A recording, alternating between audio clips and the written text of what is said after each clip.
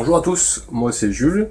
Une petite vidéo pour vous parler d'un outil que j'affectionne particulièrement, la défonceuse. Pour commencer, moi je suis, on va dire, passionné. Je travaille le bois uniquement par plaisir, c'est pas mon métier. Je veux juste vous faire découvrir ce magnifique outil qui, moi, a changé ma façon de bricoler le bois. Donc, on va essayer de faire quelques petites vidéos ensemble. On va essayer de voir un petit peu des choses, voir comment ça marche, est-ce que c'est exactement. Alors pour ceux qui connaissent un petit peu l'usinage mécanique, la défonceuse, on peut l'apparenter à une fraiseuse portable, en fait, tout simplement, mais pour travailler le bois au lieu de travailler les métaux. Alors globalement, une fraiseuse c'est quoi? C'est un outil, là en l'occurrence électroportatif, qui fait tourner une fraise, que vous voyez sous mon doigt. Donc la fraise c'est quoi? C'est la base de la défonceuse. C'est un outil tranchant que vous venez balader pour usiner la forme que vous souhaitez. Donc je vais vous en montrer une d'un peu plus près, qui est un petit peu fatiguée, ce qu'elle a un peu servi. Mais une défonceuse, c'est ça. Donc celle-là, c'est une fraise, pardon, pas une défonceuse. Celle-là, c'est une fraise droite, donc qui permet de faire des rainures.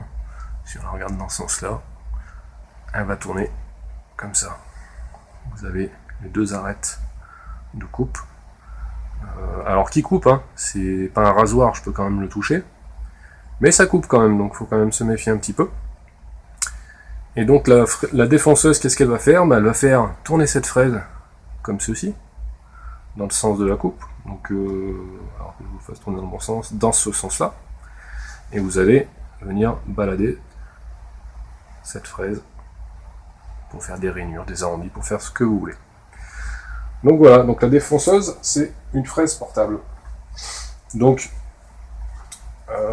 maintenant qu'on a vu vraiment la partie tranchante, qui est inconsommable, c'est une partie que vous changez, que vous pouvez acheter séparément de la défonceuse, on va s'attarder un petit peu sur la défonceuse en elle-même. Donc c'est une machine électroportative, donc un fil électrique. Alors, pourquoi électro? Parce que petit moteur pour faire tourner la fraise.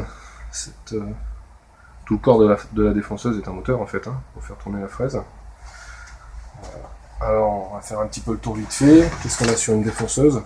On a deux poignées pour pouvoir la tenir à deux mains, parce que c'est quand même un outil qui engendre des vibrations, des efforts de coupe, etc. Donc il faut pouvoir bien la tenir. Qu'est-ce qu'on a de ce côté-là? On a un interrupteur ici pour allumer la défonceuse. On a de ce côté-là l'interrupteur de sécurité.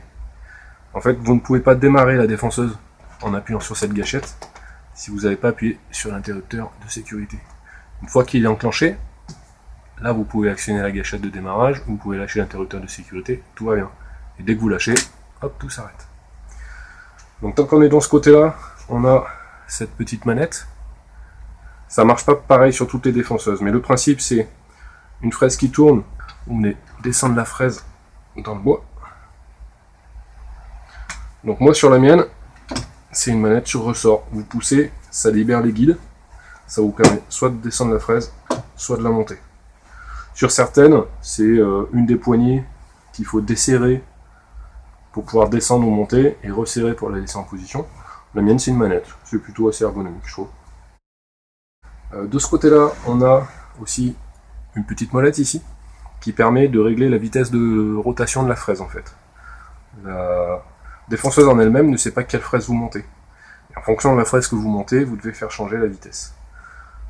Globalement, vitesse très rapide pour une petite fraise, et plus vous allez mettre une grosse fraise, et plus vous allez baisser en vitesse.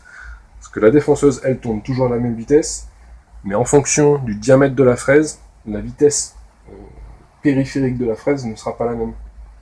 Sur une fraise comme ça, qui doit faire 16 mm de diamètre, vous comprendrez bien qu'à vitesse égale, cette arête aura une vitesse circonférentielle beaucoup plus petite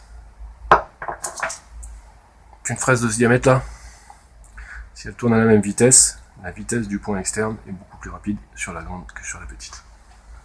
Donc voilà, cette molette vous sert à régler cette vitesse de rotation.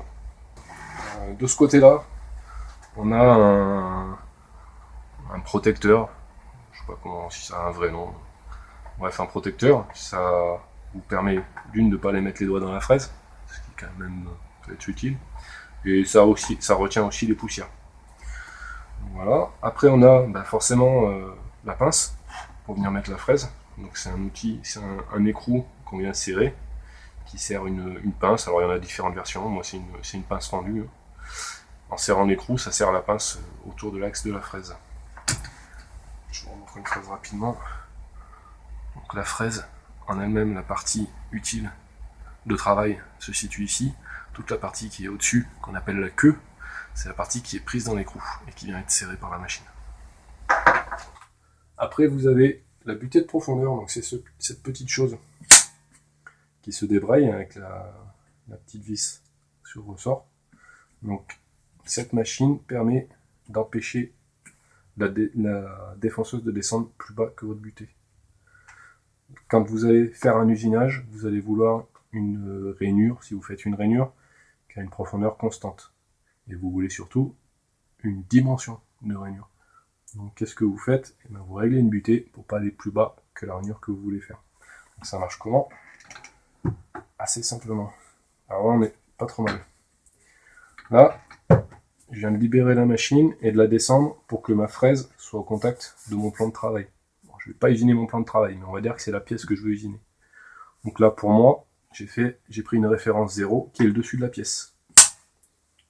Là, je ne peux pas aller plus bas que mon 0. Si je veux aller plus bas, il faut que je libère ma butée et que je lui permette d'aller un petit peu plus loin. Donc pour savoir combien je vais descendre, vous avez une graduation ici. Même deux graduations sur la mienne, vous avez des millimètres d'un côté, des pouces de l'autre. Donc là, moi j'ai réglé la butée à 0. Je la bride, je ne peux plus bouger. Je vais déplacer cette petite réglette, et je vais la mettre sur 0. Tac. Alors à peu près, je vous le fais comme ça vite fait. Si je veux faire un usinage qui fait 10 mm, je redesserre ma butée, je monte de 10 mm sur mes graduations, je le bloque. Maintenant, je vais pouvoir descendre, quand ma fraise sera allumée et que j'irai travailler ma matière, je vais pouvoir descendre de maximum 10 mm du réglage que je viens de faire. Donc ça, c'est très intéressant et surtout très utile. Vous vous en servirez dans tous vos usinages.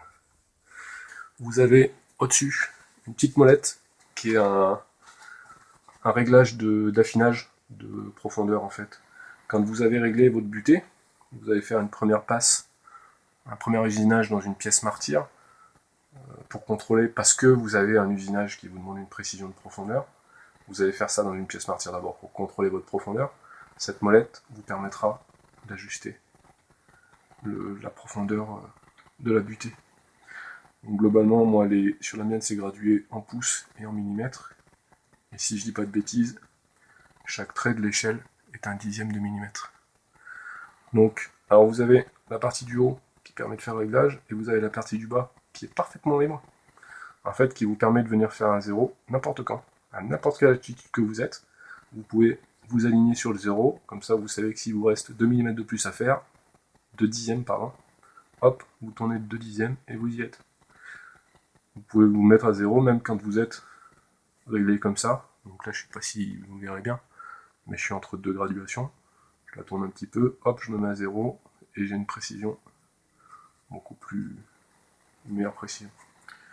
Après, vous avez aussi, toujours concernant la butée, je vais pas le relever ça, vous avez là où la butée vient au contact, vous avez un barillet, ce qu'on appelle un barillet, qui a plusieurs positions en fait. Là vous êtes sur la position 1, je peux pas le tourner comme ça, tac. Vous pouvez le tourner pour aller sur la deuxième marche, troisième, etc. Vous avez 8 positions de mémoire. Donc une marche fait à peu près 3 mm, je ne les ai pas mesurés, mais à l'œil ça fait ça, quoi, on va dire. Donc ça vous permet de faire plusieurs passes sans changer de réglage, juste en tournant votre barillet. Vous faites votre première passe, contact du premier barillet, deuxième passe, vous changez de position, troisième passe, etc. Vous faites toutes vos passes comme ça. Donc ça c'est intéressant, ça permet rapidement de changer la profondeur de passe sans changer le réglage de la machine. Nous venons de faire un petit peu le tour de la machine. La prochaine vidéo, on s'attardera vraiment sur la fraise, l'outil tranchant lui-même. Je vous en montrerai plusieurs avec plusieurs profils différents. Et je vous parlerai aussi des accessoires que j'avais de fournis avec la défonceuse lors de l'achat. Voilà, à bientôt!